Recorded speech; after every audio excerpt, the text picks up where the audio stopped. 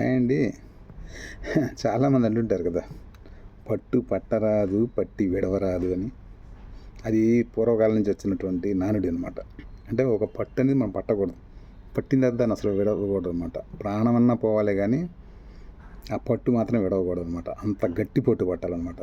అది దేనికైనా సరే మనం ఆ సామెతను ఉపయోగించుకోవచ్చు. అంటే ఒక లక్ష్యం, గట్టి లక్ష్యం ఉందనుకోండి, ఆ లక్ష్యాన్ని ఛేదించేదాకా మనం అదే పట్టు మీద ఉండాలన్నమాట. అయితే ఇవాళ రోజులు ఏంటంటే పట్టు పట్టడం కన్నా విడవటం అనేది ముఖ్యం. అంటే ఎప్పుడూ కాదు, కొన్ని సందర్భాల్లో మనం పట్టిన పట్టుని విడవటం అనేది ముఖ్యం.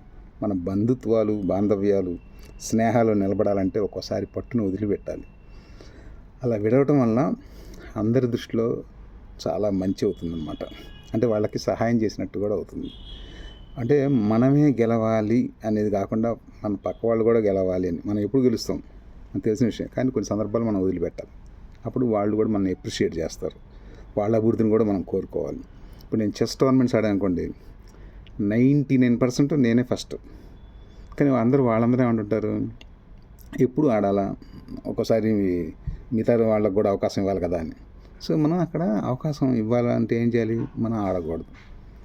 ఆడితే ఇచ్చేయాలంటే కష్టం, బాధ వేస్తుంది అనమాట గేమ్ ఇవ్వాలంటే. అందుకని కొట్టి తీసుకోండి అంటాను తప్ప ఊరికి ఫ్రీగా ఇవ్వను. అందుకని కొన్ని సందర్భాల్లో గేమ్స్ ఆడను. అట్లా మనం ఇప్పుడు అలా కొంచెం ఒక్కసారి వదిలిపెట్టాలన్నమాట, లూజ్గా ఉండాలి. అంటే అలా పట్టు వదిలిపెడితే కొంతమందికి కొంచెం ఫ్రీడమ్ అనేది వస్తుంది. గట్టిగా అంటే ఇప్పుడు ఆఫీసుల్లో కూడా ఏమంటే కొంతమంది గట్టిగా స్ట్రిక్ట్గా ఉంటారు. అలా ఉండటం వల్ల ఏంటంటే ఎంప్లాయీస్ అంతా కూడా కొంచెం భయంగా, కొంతమంది కోపంగా అలా ఉంటారు. అలా కాకుండా కొంచెం పట్టు వదిలినట్టుగా సరదాగా ఫ్రీగా మాట్లాడుతూ, పర్వాలేదు ఇవాళ కాకపోతే రేపైనా చెయ్యి, నో ప్రాబ్లం, డోంట్ టెన్షన్ అని అలాంటి మాటలు కనుక వాడితే మంచి ఖుషీగా ఎంప్లాయీ కూడా చేస్తాడు అనమాట. నా దృష్టిలో సమ్ టైమ్స్ పట్టు విడవటం అనేది చాలా మంచిది.